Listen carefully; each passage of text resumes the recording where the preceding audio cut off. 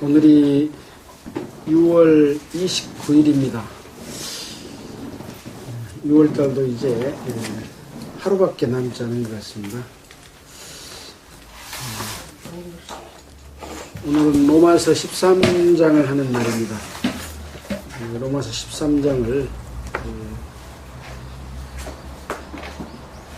함께 읽겠습니다.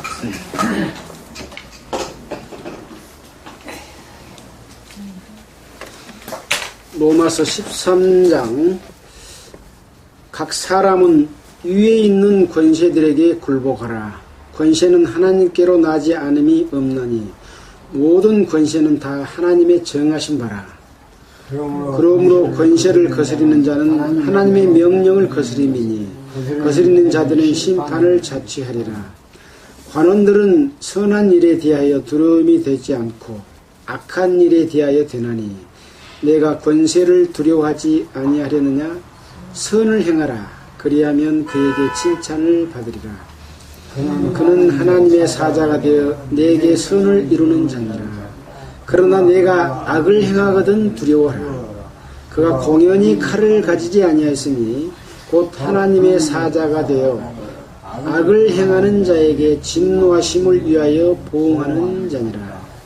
그러므로 굴복하지 아니할 수 없으니 노를 인하여만 할 것이 아니요 또한 양심을 인하여 할 것이라. 너희가 공세를 바치는 것도 이를 인함이라. 저희가 하나님의 일꾼이 되어 바로 이 일에 항상 힘쓰느니라. 모든 자에게 줄 것을 주되 공세를 받을 자에게 공세를 바치고 국세를 받을 자에게 국세를 바치고 두려워할 자를 두려워하며 존경할 자를 존경하라. 피차 사랑의 빛 외에는 아무에게든지 아무 빛도 지지 말라. 남을 사랑하는 자는 율법을 다 이루었느니라. 간음하지 말라, 살인하지 말라, 도적질하지 말라, 탐내지 말라 한 것과 그 외에 다른 계명이 있을지라도 내 이웃을 내 자신과 같이 사랑하라 하신 그 말씀 가운데 다 들었느니라. 사랑은 이웃에게 악을 흉치 아니하나니 그러므로 사랑은 율법의 완성이니라. 또한 너희가 이 시기를 알거니와 자다가 깰 때가 벌써 되었으니 이는 이제 우리의 구원이 처음 믿을 때보다 가까웠음이니라. 밤이 깊고 낮이 가까웠으니 그러므로 우리가 어둠의 일을 벗고 빛의 갑옷을 입자. 끝까지 같이 읽겠습니다. 낮에와 같이 단정행하고 방탕과 술 취하지 말며 음란과 호색하지 말며 쟁투와 시기하지 말고 오직 주 예수 그리스도로 옷 입고 정욕을 위하여 육신의 일을 도모하지 말라.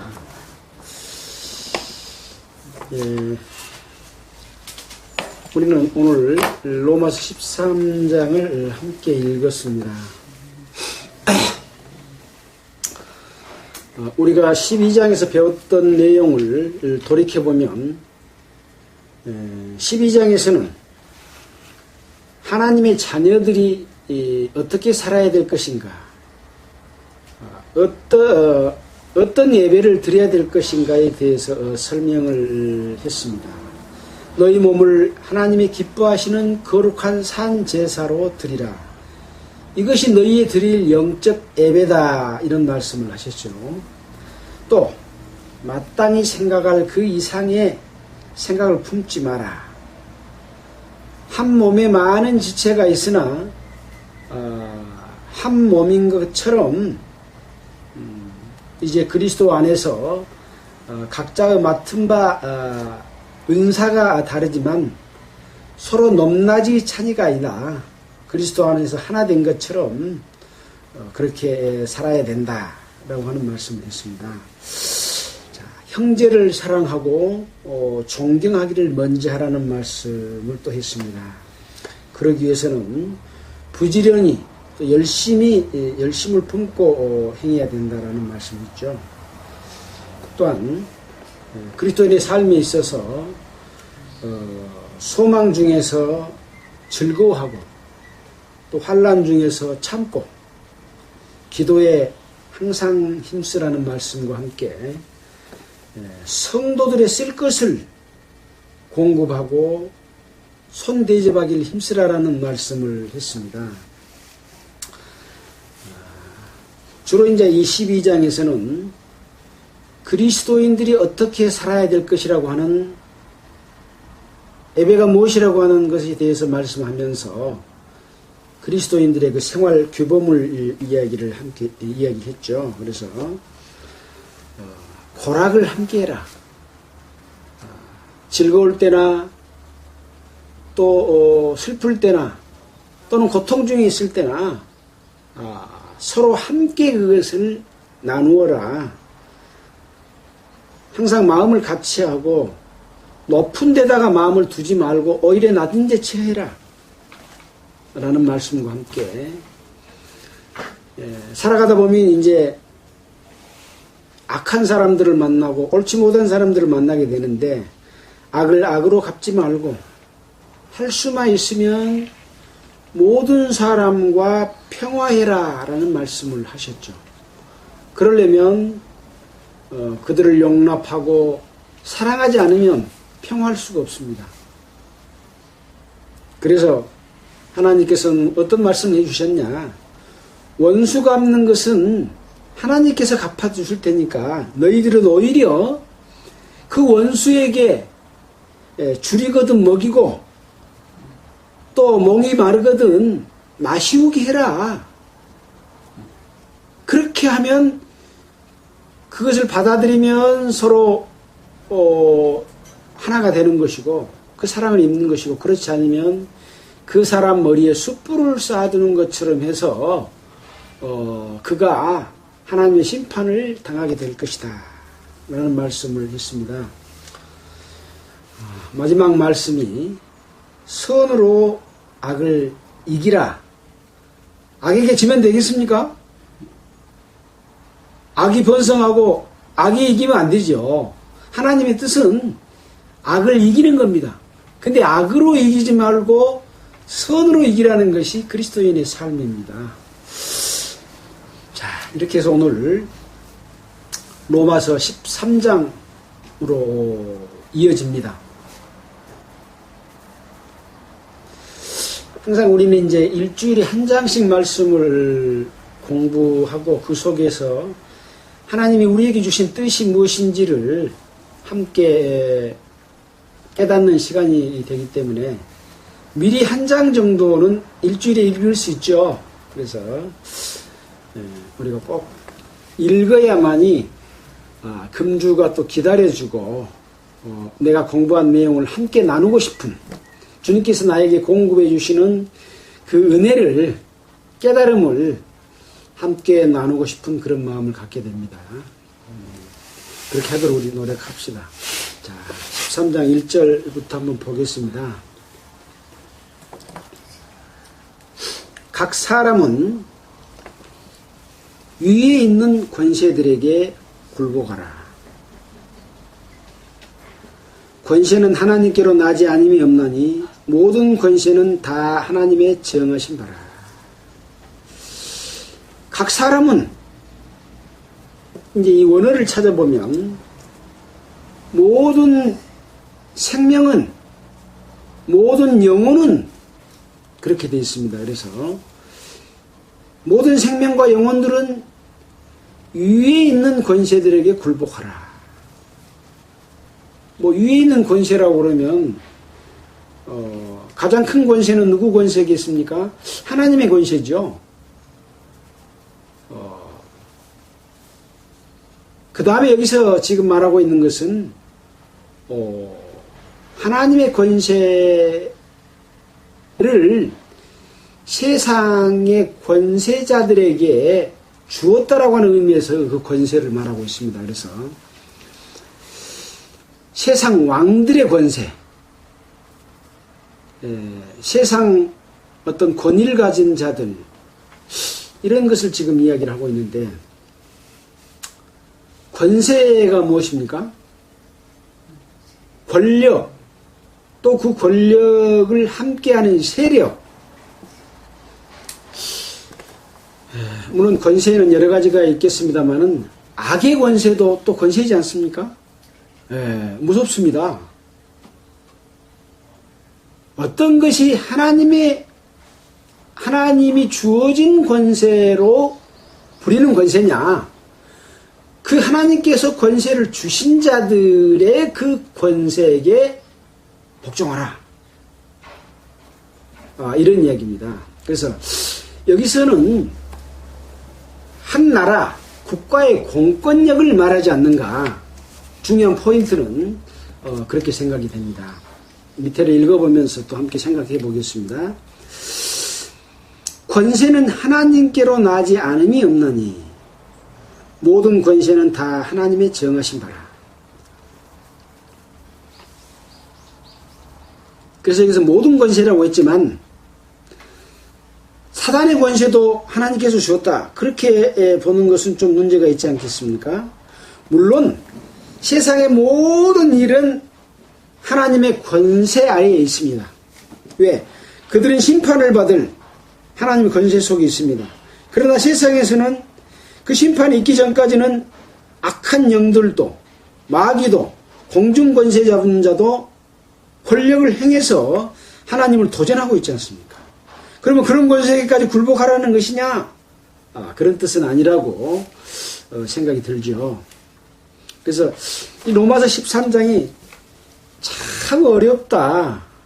그렇게 생각해서 제 자신도 이걸 읽으면서 하나님의 바른 뜻을 이해하기 위해서 굉장히 노력을 했습니다.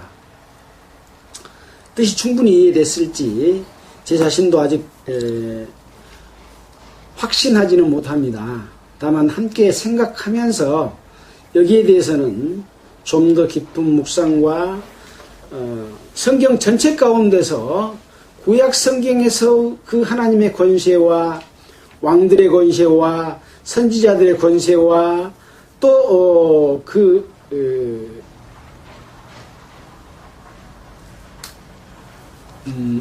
그걸 깨달은 사람들이 어떻게 했는가 하는 이런 것들까지도 종합적으로 생각해보고 신약에서 말한 이 하나님의 권세, 위에 있는 권세에게 굴복하라는 뜻이 무엇인지 어느 정도가 우리 순종해야 될 부분인지 하는 것에 대해서 우리가 더 생각해 보기로 하면서 함께 지금 공부하겠습니다. 자, 그러므로 권세를 거스리는 자는 하나님의 명령을 거스림이니 거스리는 자들은 심판을 자취하리라. 왜? 권세는 하나님께로부터 나지 않음이 없기 때문에 모든 권세에 대해서 거스리는 자는 하나님의 명령을 거스리는 것하고 같다. 그래서 그 심판은 권세가 주는 심판이지만 하나님이 주는 심판을 자체하는 것과 같다. 이런 의미가 담겨 있습니다. 참으로 두려운 일이죠. 자, 3절입니다. 관원들은 선한 일에 대하여 두려움이 되지 않고 악한 일에 대하여 되나니 네가 권세를 두려워하지 아니하려느냐?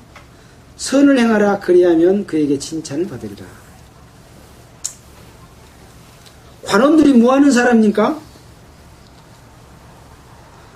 관원들은 선한 일에 대해 두려움이 되고 악한 일에 대해 되지 않는다라고 했는데 관원들은 뭐하는 사람이냐? 법을 집행하는 자들입니다. 예, 국가의 법을 집행하는 자들이 관원들입니다. 말하자면 권세 잡은 자의 일을 대행하는 일이기도 하지만 조금 세분해서 들어가면 국가의 권력은 법으로 유지되지 않습니까? 그래서 법을 집행하는 자 이렇게 보는 것이 더 정확하지 하다 하는 생각을 해봤습니다. 그래서 근데 그 법은 왜 필요합니까? 법이 왜 필요합니까? 법이 있는 이유. 예? 죄인들을 벌 주기 위해서. 네. 법은 뭐냐? 국가의 질서를 유지하기 위해서 법을 만듭니다. 사회의 질서를 유지하기 위해서 법을 만듭니다. 그래서 법의 종류가 많습니다. 이것을 다 설명한다면 한정이 없겠습니다. 법은 어디로부터 시작이 됐습니까? 예. 죄가 없으면 법이 없습니다. 근데 법이 없으면 또 죄가 없습니다. 그래서 이 법의 시작은, 죄의 시작은 에덴 동산에 있었다는 것을 우리는 배워서 알고 있습니다. 그래서 사람들이 법이 없을 때도 죄를 지었습니다. 그건 뭐냐? 하나님의 질서를 아담과 이브가 어겼기 때문에, 물론 그 전에 어긴 것은 공중권세 잡은 자, 타락한 천사가 어겨서 질서를 어기는데, 사람이 하나님을 따르지 않고 공중권세 잡은 자, 타락한 천사의 말을 따랐기 때문에 질서가 흐트러진 겁니다. 그래서 법을 줬습니다. 그렇게 하면 죄다 하고 알려주신 것이 법이었죠. 자, 오늘 우리는 어떤 권세에 복종해야 될 것인가? 그 권세는 법을 유지하기 위해서, 질서를 유지하기 위해서 하나님이 왕을 줬고 나라의 권세를 줬고 그것으로 국민을 통치하고 그것을 위배하면 두려워하는 겁니다.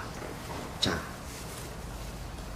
그래서 그 법은 사람과 사람과의 관계에서 남에게 해를 끼치지 않도록 질서를 유지하는 것인데, 십계명에서 찾아볼 수가 있습니다. 첫째부터 넷째까지 계명은 누구와 관계에서 법이라고 했습니까? 하나님과의 관계에서 법입니다. 그래서 나 외에는 다른 신들을 내게 있게 말지니라. 우상을 만들지 말고 거기에 섬기지 말아라. 여호와 이름을 망령되이 일컫지 말아라. 안식일을 거룩하게 지켜라. 사람과 사람 사이의 관계에는 아무 해당이 없는 말씀이죠. 하나님과 사람과의 관계에서 필요한 내용을 규정을 했습니다. 법을 줬습니다. 그 다음의 내용, 다섯 번째부터 10번째까지의 내용은 전부 사람과의 관계에서의 법입니다. 자, 다섯 번째, 내 부모를 공경하라. 여섯 번째, 살인하지 말아라. 일곱 번째, 간음하지 말아라. 여덟 번째, 도둑질하지 말아라. 아홉 번째, 거짓말하지 말아라.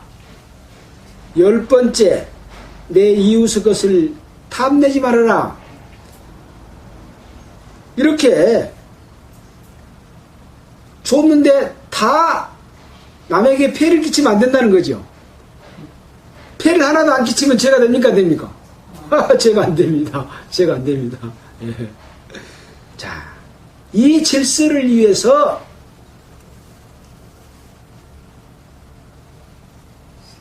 나라에서 법을 만든 겁니다. 나라 대통령이 잘 먹고 잘 살라고 법을 만듭니까? 왕이 잘 먹고 잘 살라고 법을 만든 게 아닙니다. 하나님이 왕을 줬을 때는 나라의 질서를 유지하고 나라의 백성들이 하나님을 섬기고 사람과의 관계에서 평화롭게 살도록, 행복하게 살도록 하기 위해서 법을 준 겁니다. 자, 이 생각을 가지고 한번 보겠습니다. 자, 3절이죠. 관원들은, 법을 집행하는 자들은 선한 일에 대하여 두려움이 되지 않고 악한 일에 대하여 되나니, 네가 권세를 두려워하지 아니하려느냐? 선을 행하라. 그리하면 그에게 칭찬을 받으리라. 선을 행하면 권세를 두려워할 필요가 있어요? 없습니다. 왜? 법은 질서를 유지하기 위한 것인데 선을 행하면 법을 어길 일이 없잖아요. 그러나 네가 악을 행하거든 두려워해라. 그가, 여기서 그는 누굽니까? 법을 집행하는 자라 그랬죠. 관원들이라 그랬죠. 그는 하나님의 사자가 되어 내게 선을 이루는 자니라. 그러나 네가 악을 행하거든 들으라. 그가 공연히 칼을 가지지 아니하였으니 곧 하나님의 사자가 되어 악을 행하는 자에게 진노하심을 위하여 보응하는 자니라. 여기에 이 악은 뭐라고 볼 수 있겠습니까? 아까 말한 겁니다. 사람과 사람과의 관계에서 5번째 계명에서부터 10번째 계명에 속한 것입니다. 세상에 많은 법들이 있습니다. 그 모든 법들은 이 범위 안에 다 들었습니다. 이 범위를 벗어난 법은 하나도 없습니다. 결국은 10계명에 이 6가지 법 속에 들어있는 거죠. 그것을 그걸 범한 자가 악이죠. 행하는 자에게 진노하심을 위하여 보응하는데 누구 일을 대신 맡아서 하나님의 사자가 돼서 이 권세 잡은 자와 관원들이 그런 일을 한다. 자, 5절입니다. 그러므로 굴복하지 아니할 수 없으니 노를 인하여만 할 것이 아니오. 이 말은 뭔 말입니까? 노는 어떨 때 옵니까? 이 계명을, 이 법을 어길 때, 국가에서 정해준 법을 어길 때 진노가 그 법으로부터 오죠.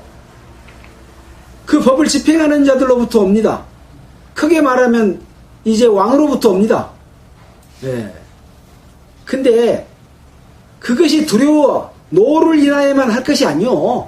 노가 두려워서만 할 것이 아니오. 양심을 인하여 할 것이니라. 예. 노가 두렵다고 하지 말고 먼저 내 자신이 하나님 앞에 양심에 꺼리키지 않게 하기 위해서 먼저 법을 지켜라. 예, 그 이야기입니다. 예. 그러면 6가지 계명 지키면 다 지킨 겁니다. 예.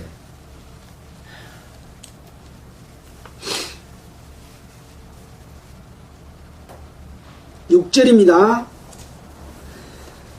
너희가 공세를 바치는 것도 이를 인함이라.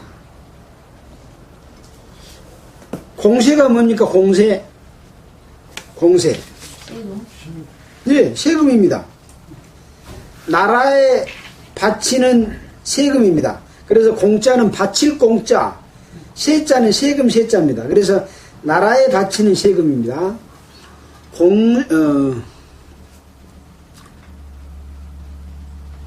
너희가 공세를 바치는 것도 이를 인함이라. 무엇을 인함이요? 이를 인함이다. 저기서 관원이 하는 일, 또 그는 하나님의 사자가 되어 선을 이루는 자다. 그는 권세가 가진 자지요. 그가 공연히 칼을 가지지 않았다. 법을 집행하는 자, 또는 권세 가진 자가 공연히 칼을 가지지 않았다. 그입니다. 그러한 일을 인함이다. 결국은 뭐냐? 공세를 바치는 것도 법을 집행하는 내용을 인함이라. 그 내용은 뭐냐? 사람과의 관계에서 남에게 해를 끼치지 않도록 질서를 유지하기 이함을 인함이라. 세금 바치는 것도 그래서 바칩니다. 내가 돈 내줄 테니까 나라에서 나한테 나 거 누가 뭐 돌아가지 못하도록 해라. 나를 죽이지 못하도록 해달라. 나 거 빼앗지 못하도록 해달라. 나 아내를 못 뺏어가게 가늠하지 말라고 해달라. 그런 겁니다. 우리의 재산을, 내 양을 탐내지 못하게 해달라. 이러기 위해서 세금 내죠. 그 말입니다.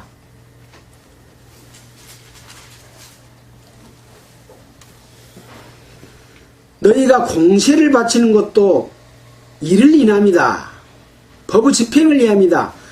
칼에 휘두름을 인함이다. 뭐 왜 휘두르는 것은 죄 지으면 휘두르죠. 저희는 또 누굽니까? 그가, 칼을 가진 자가, 하나님의 사자가, 법을 집행하는 자가, 권세를 가진 자가, 그 말입니다. 그가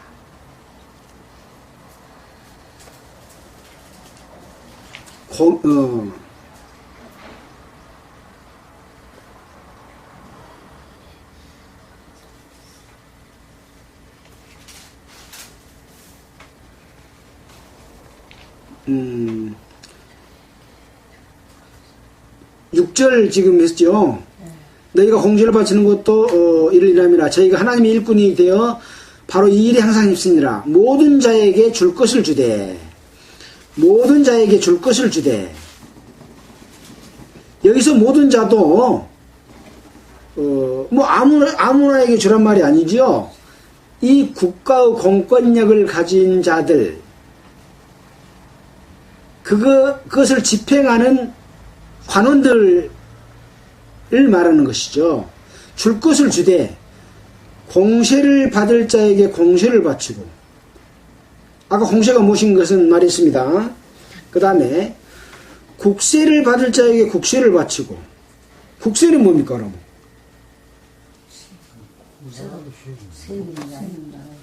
오상 똑같은 말이에요. 이것은 예.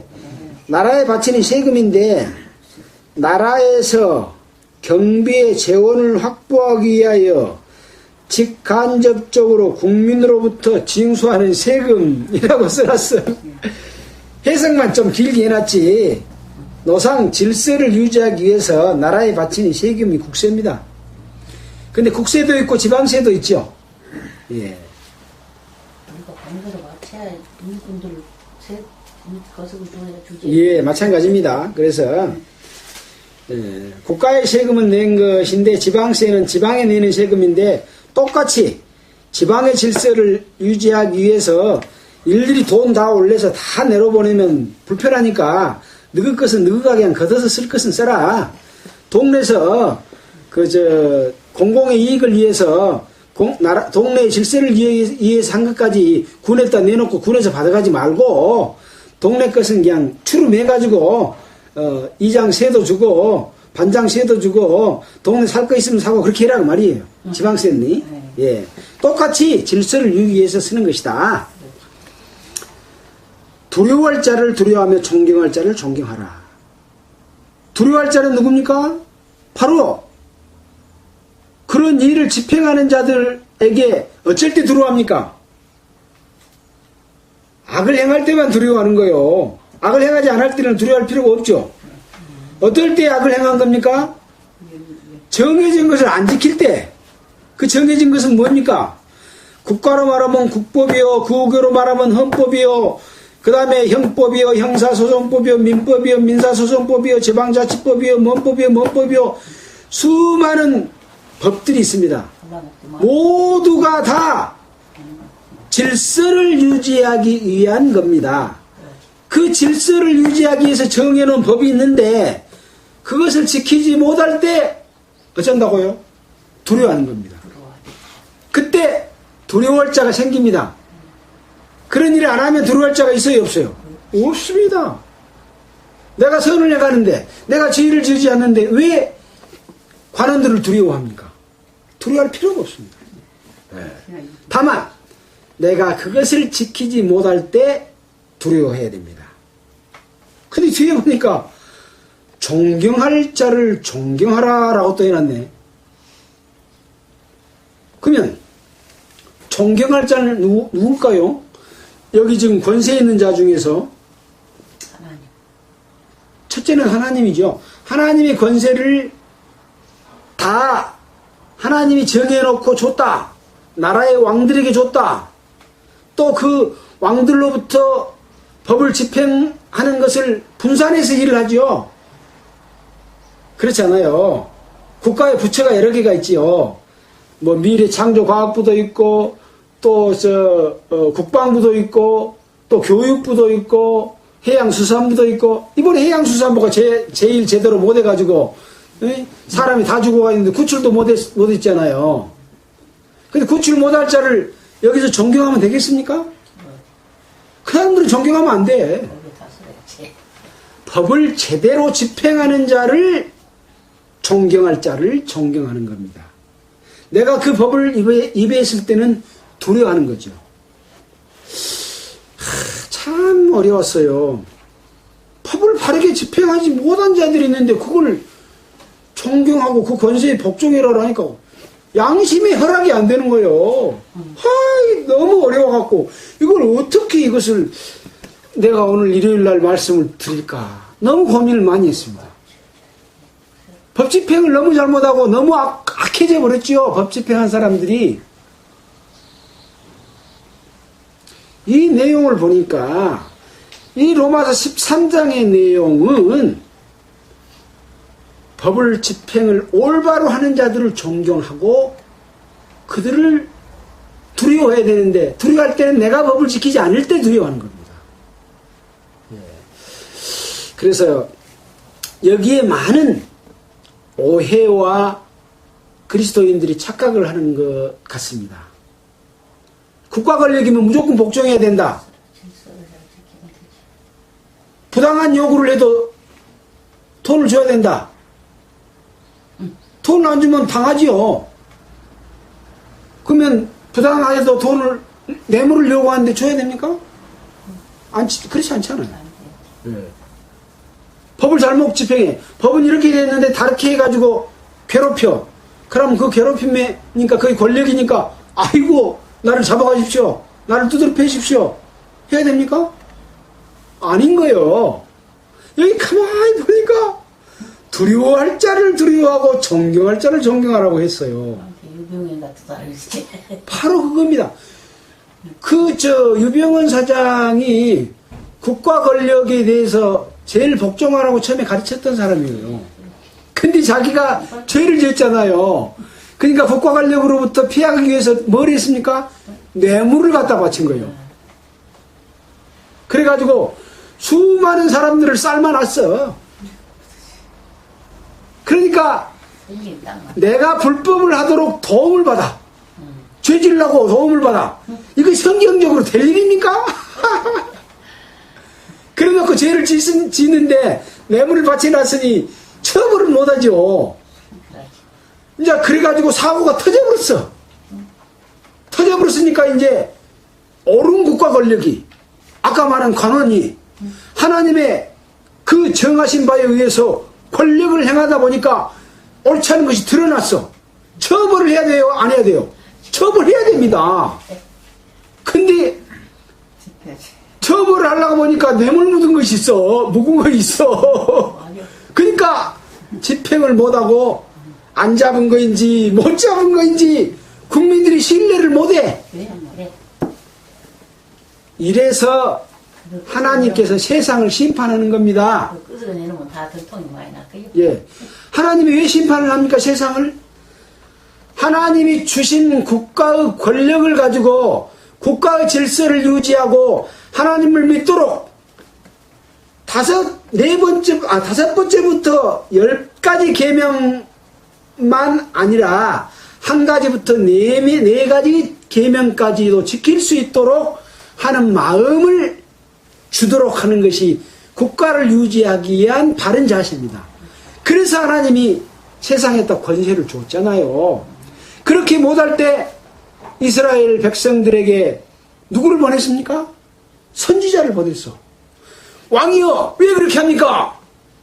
당신 잘못했습니다 하고 지적했잖아요. 근데 그 말을 받아들이면 왕이 하나님의 선지자가 하나님이 나한테 직접 말하지 않고 선지자를 통해 나에게 말해주고 있구나. 아이고 잘못됐습니다 하고 선지자 앞에 무릎을 꿇고 뉘우친 사람들은 살았습니까? 죽었습니까? 살았고 그때 나라가 부강했습니다. 근데 이 선지자의 말을 듣지 않고 선지자를 죽이고 했을 때는 반드시 그 나라가 망했고 그 왕은 처벌을 받았습니다. 하나님의 공권력은 이렇게 두려운 겁니다. 근데 사람은 자기의 욕심에 따라서 이 공권력, 하나님 주신 권력은 선했습니다. 근데 악하게 자기가 이용으로 말미암아 하나님 주신 권력을 악용해서 왕들이 벌을 받았던 거죠. 하나님의 진정한 그 사명을 받은 자들은 옳지 않는 것에 대해서 바른 말을 하면서 그들을 이끌어내야 됩니다. 다만 그 악한 권세를 행할 때에 그것을 악으로 갚지 말아야 되는 거죠. 심판은 하나님이 하시는 것이니까. 예. 그래서 그리스도인들이 뭐 데모를 해가지고 그것을 부딪히고 하는 것은 하나님의 방법이 아닐 수도 있는 거죠. 그러나 의견을 수립하는 것까지는 나쁘지 않죠.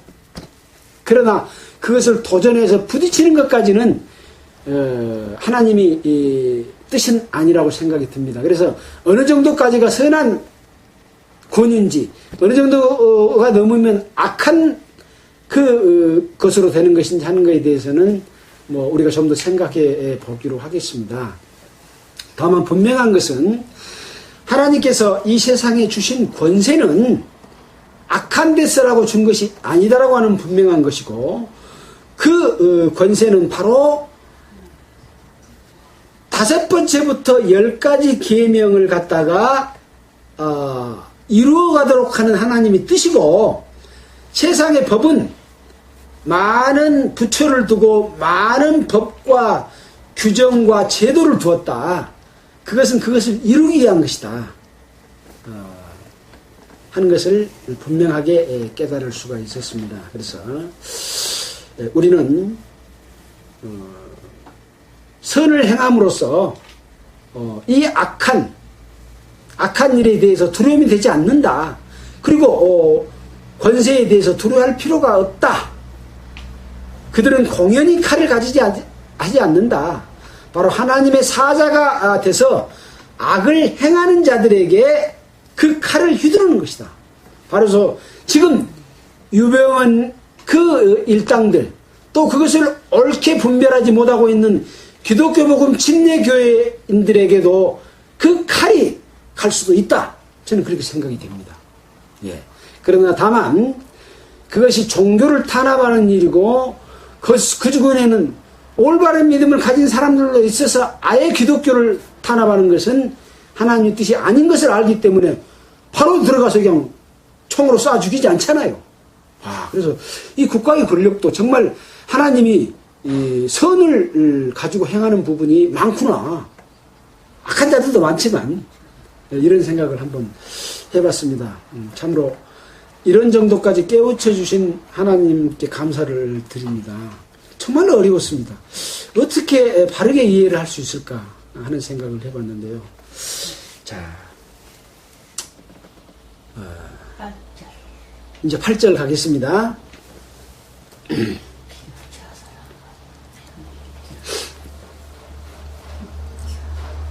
피차 서로가 서로 사이에 사랑의 빛 외에는 아무에게든지 아무 빚도 지지 말라. 이제 이 위에 있는 권세하고 다른 이야기죠. 사람과 사람 사이에서. 자, 여기는 그 그리스도 안에서 형제들 간에 그런 이야기일까요? 자, 한번 봅시다. 아무에게 대해 빚도 지지 말라. 남을 사랑하는 자는 율법을 다 이루었느니라. 간음하지 말라, 살인하지 말라, 도적질하지 말라, 탐내지 말라 한 것과 그 외에 다른 계명이 있을지라도 내 이웃을 내 자신과 같이 사랑하라 하신 말씀 가운데 다 들었느니라. 사랑은 이웃에게 악을 행하지 않냐는 그러므로 사랑은 율법의 완성이니라. 뭐 형제들 간에만 이야기한 내용은 아닌 것 같습니다. 포괄적으로 이야기한 것 같습니다. 그래서 우리는 사랑의 빚 외에는 다른 아무에게든지 아무 빚도 지지 말라고 하는 그러한 것에 대해서 유념할 필요가 있습니다. 특히 우리 구원받은 성도들은. 그래서 빚이라고 하는 것은 내가 한 만큼 상대편이 나에게 달라고 하면 빚이죠. 예, 그래서 남에게 꾸는 것이 또 빚입니다. 그래서 빚을 지지 말라. 근데 빚을 지도록 막 독촉하면 되겠습니까? 좋은 사랑의 빛 외에 다른 빛을? 안 되겠죠. 근데 종교 생활을 하면 너무 많은 빛을 지웁니다. 예.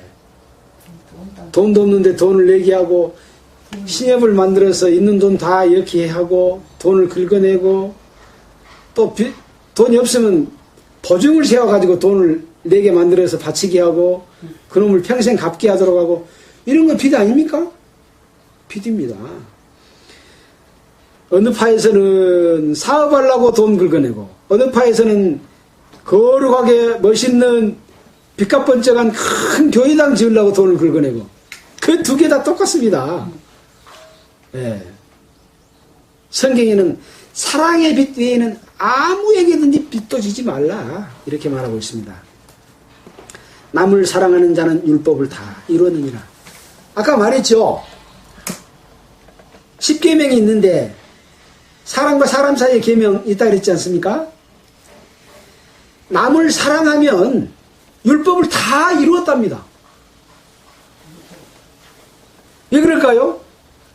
계명은 6가지인데 사랑하라 한 계명 속에가 율법이 다 들었답니다. 다 이루었답니다.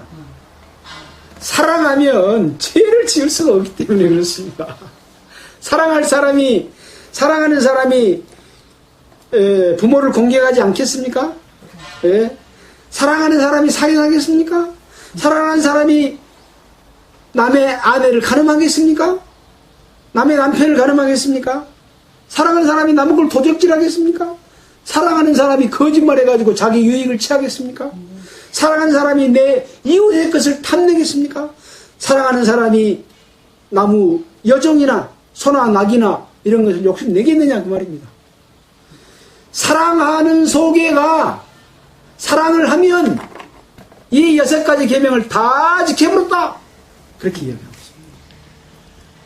사랑하면 첫 번째부터 네 가지 계명까지도 지킬 수가 있는데, 그 사랑은 바로 누구로부터 온 사랑이냐? 하나님께로부터 온 사랑이 내 속에 이루어질 때만이 그것이 가능합니다. 예.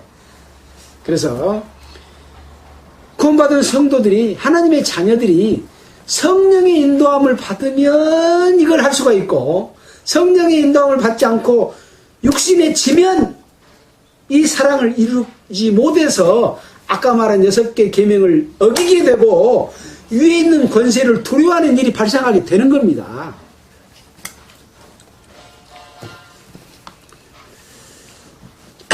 자, 내 이웃을 자신과 같이 사랑하라 하신 그 말씀 가운데 다 들었느니라. 10절입니다. 사랑은 이웃에게 악을 행치 아니하나니 그러므로 사랑은 율법의 뭐라고요? 완성이니라. 사랑은 율법의 완성이니라. 율법 614가지라고 우리가 배웠습니까? 자꾸 잊어버리죠.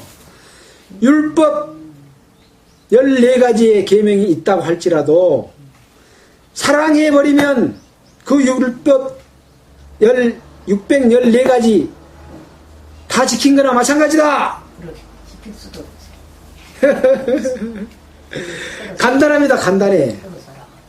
그래서 하나님께서는 사람에게 복잡하게 해주지 않았습니다. 너무나 간단하게. 하나님을 깨닫게 하시는 것도 간단하게, 성경이 하나님의 말씀인 것을 사실로 믿는 것도 간단하게. 우리가 바닷물을 다 먹어봐야 짠지 압니까? 손가락으로 찍어서 간만 봐도 짠지 알잖아요. 우주 만물의 창조의 신비를 다 알아야 우리가 하나님 계신 걸 압니까? 어느 한 가지에서 다 깨달을 때, 아, 하나님이 계시고 우주 만물은 하나님께서 우리에게 창조해 주신 것이구나 알면 탁 믿어지는 거예요. 또 율법도 간단하게 지킬 수 있도록, 또 구원받는 것도 간단하게 믿으면 지킬 수 있도록, 얻을 수 있도록 그렇게 해 주셨다는 말씀이죠.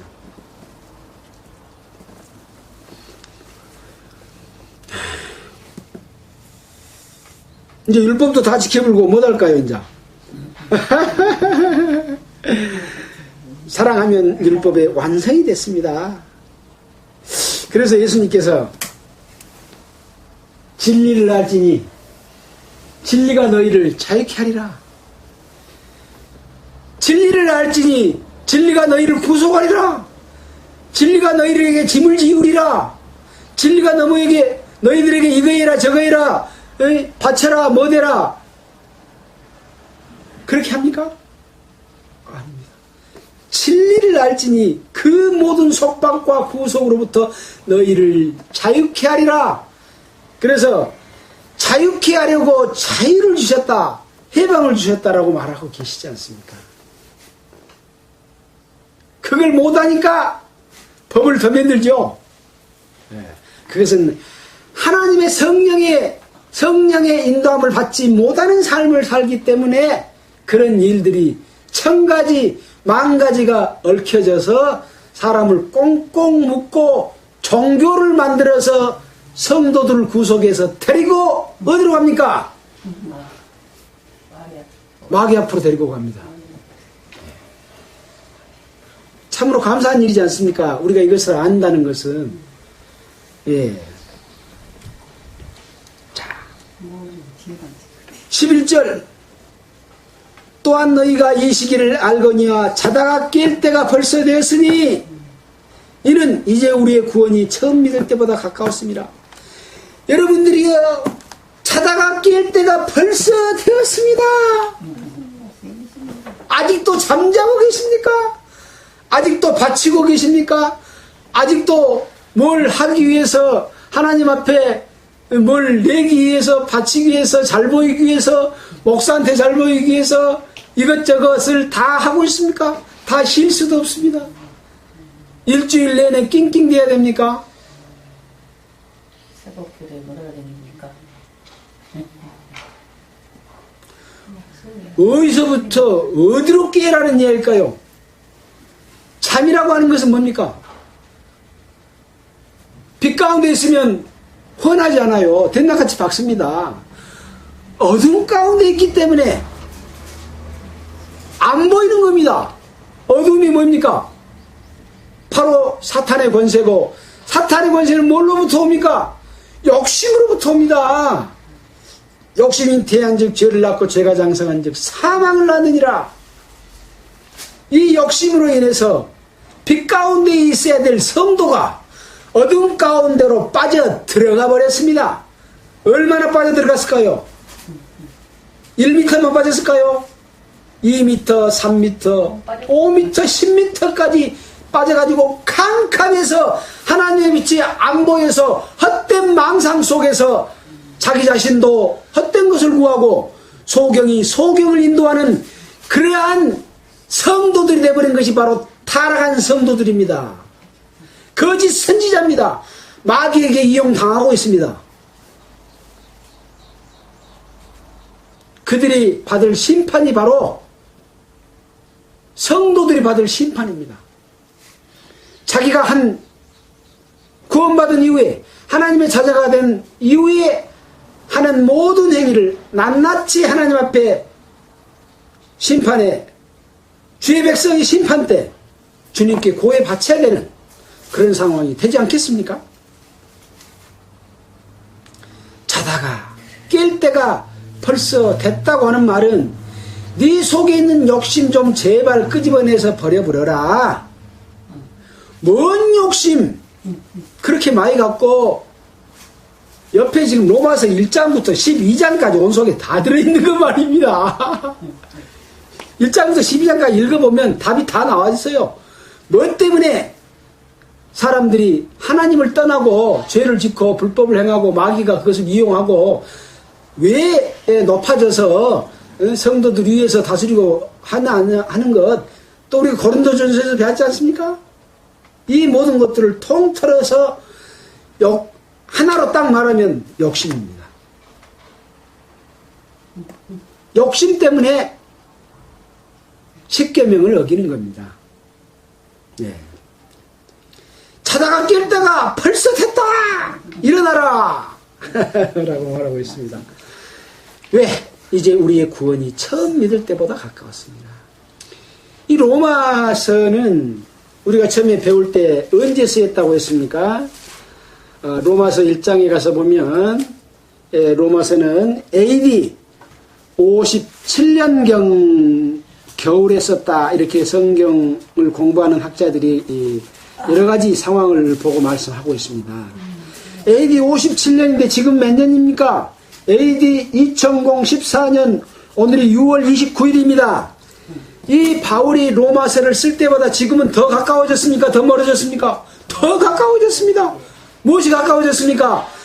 주님이 오실 때가 가까워졌고 우리의 구원의 완성은 우리가 죄사함을 받는 구원을 얻은 이후에 우리의 살아가는 삶을 통해서 올바른 신앙의 올바른 삶, 성령의 인도함을 사는 삶을 통해서 부끄러움을 당치 않는 데 이르기까지 하는 구원을 말합니다.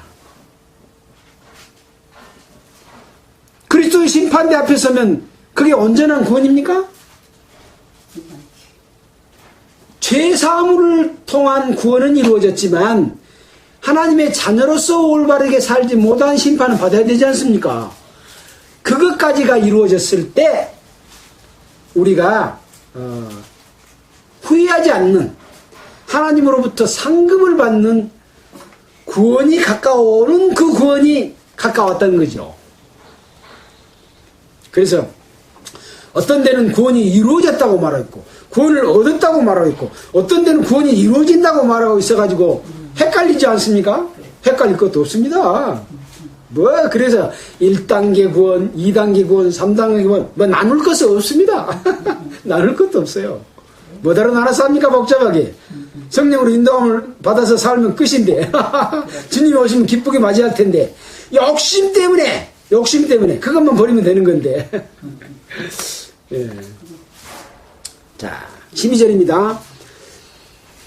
밤이 깊고 낮이 가까웠으니 그러므로 우리가 어둠의 비를 벗고 빛의 갑옷을 입자. 밤이 깊고 낮이 가까웠대요. 밤이 더 깊어간대요. 욕심의 밤이 더 깊어갑니다. 낮이 가까웠다. 진정한 낮은 무엇이겠습니까? 하나님 안에 들어가는 겁니다. 그리스도 안에 있는 겁니다. 미래의 진정한 낮은 무엇이겠습니까? 하나님의 나라에 들어가는 것이 아니겠습니까? 그 낮이 가까웠으니 그러므로 우리가 어둠의 일을 벗어버리자. 욕심의 굴레를 벗어버리자 그 말입니다. 어두움은 딴 거입니다. 어두움은 딴 거예요. 욕심의 굴레만 벗어버리면 어두움은 자동적으로 사라져버립니다. 사랑은 무엇입니까? 고린도전서 13장을 읽어보면 또 사랑이 무엇이니까 또 나와 있지 않습니까? 예. 사랑은 어둠이 없습니다. 사랑은 빛입니다. 사랑은 밝은 것입니다. 사랑은 베푸는 것입니다. 예. 그래서 이 어둠의 일을 벗고 빛의 갑옷을 입자. 빛의 갑옷. 빛의 갑옷이 뭡니까?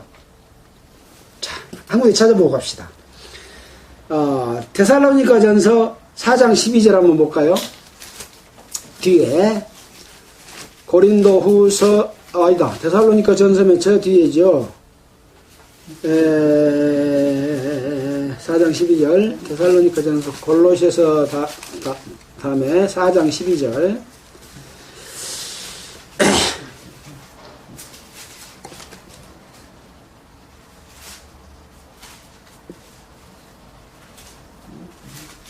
그것은 단정히 행한다고요. 빛의 갑옷을 입자라고 하는 것은 갈라디아서 3장 27절 한번 보겠습니다. 미안합니다. 갈라디아서 3장 27절 연관된 구절은 많습니다. 갈라디아서 3장 27절 3장 27절 제가 읽겠습니다. 못 찾았으면 그냥 보십시오. 시간이 다 돼가니까요. 누구든지 그리스도와 합하여 세례를 받은 자는 그리스도로 옷 입었느니라. 여기는 뭘로 입자요? 빛의 갑옷을 입자 라고 말했지 않습니까? 그리스도로 옷 입었느니라. 그리스도로 옷 입어버리면 빛의 갑을 입은 겁니다. 그리스도 안에 있기 때문에. 그래서 우리는 바로 이 그리스도 안에서의 삶, 이것을 생각해 봐야 됩니다. 13절입니다. 낮에와 같이 단정히 행하고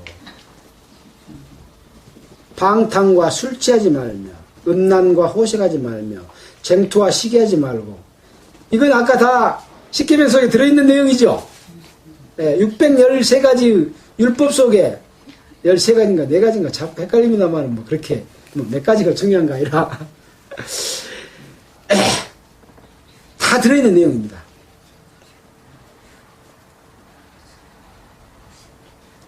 14절 한번 같이 읽겠습니다. 오직 같이 읽겠습니다. 오직 주 예수 그리스도로 옷 입고 정욕을 위하여 육신의 일을 도모하지 말라. 뭡니까? 마지막 구절이 뭐라고 되어 있습니까? 주 예수 그리스도로 옷 입고, 아까 갈라디아서 3장 27절에 우리가 옷 입었습니까? 안 입었습니까? 갈라디아서 3장 27절에 세례를 받은 자는 그리스도로 옷 입었느니라. 옷 입으려고 노력할 필요가 있어요? 옷 입었는데 이제 뭘 하면 됩니까? 옷 입은 자들이 정욕을 위하여 육신의 일을 도모하지 말랍니다. 종교가 왜 타락합니까? 복음주의 교회가 왜 타락합니까? 정욕을 위해서, 자기의 욕심을 위해서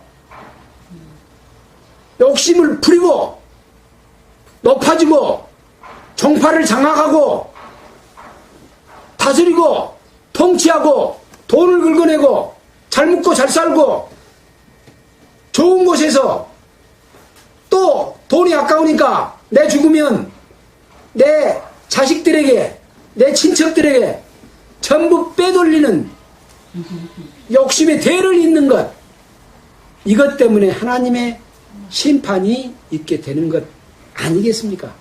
목사들이 이건 모를까요? 하하, 참 애가 탑니다. 그냥 애가 터져불라랍니다. 좀 들으세요. 자다가 깼다가 벌써 됐지 않습니까? 모모 목사들이요, 들으소서. 정파의 종교 지도자들이요. 하나님 감사합니다. 마치겠습니다. 기도하겠습니다. 재밌습니다. 하나님 아버지, 참으로 감사를 드립니다. 하나님께서는 하나님의 뜻을 이루기 위해서 사람들이 범죄함으로 말미암아 십계명을 주셨고, 또 이스라엘 가운데 왕을 주심으로 말미암아 하나님의 나라를 통치하고 다스려서 하나님의 선을 이루도록 하기를 원했습니다. 또 로마 시대에 바울의 서신서를 통해서 위에 있는 권세에게 굴복하라고 하는 뜻이 무엇인지를 오늘 함께 공부를 했습니다. 참으로 이 뜻을 깊고 바르게 깨달아서 우리가 어떻게 사는 것이 바로 하나님의 뜻을 이루는, 하나님이 이 세상에 왕들에게 권세를 주는 뜻이 무엇인지를 이루고 하나님의 나라를 이루고 또 마지막 우리에게 주어지실 그 영원한 그 빛의 나라에 들어가게 할 것인지 무엇인지, 또 그러기 위해서 어떻게 우리가 욕심을 버려야 될 것인지에 대해서 깨우쳐 주심을 감사드립니다. 말씀을 듣는 모든 분들이 하나님의 자녀로서 그리스도 안에서 선을 이루며 살도록 하나님의 능력의 손길로 인도하여 주시기를 간절히 바라면서 우리 구주 예수님 이름으로 기도했습니다. 아멘. 감사합니다. 458장 찬송하겠습니다. 찬송가 458장입니다. 찬송가 458장입니다.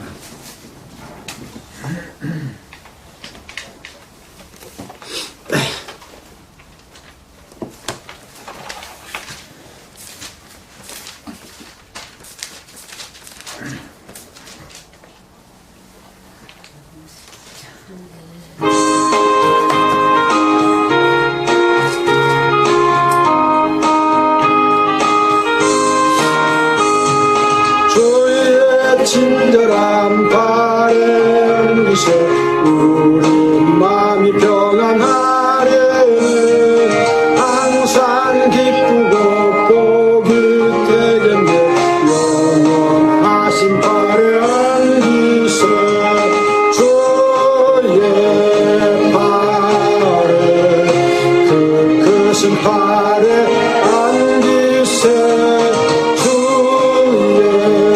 팔에 영원하신 팔에 안기세 날이 갈수록 주의 사랑이 두루 광명하게 비치고 전선 가는 길 편히 가르니 영원하신 팔에 안기세 주의 팔에 그 크신 팔에 안기세 주의 팔에 영원하신 팔에 안기세 주의 보좌로 나갈 때에 기뻐 장소리 외치고 겁과 두려움 없어지리니 영원하신 팔에 안기세 주의 팔에 그 크신 팔에 안기세 주의 팔에 영원하신 팔에 안기세. 마치겠습니다.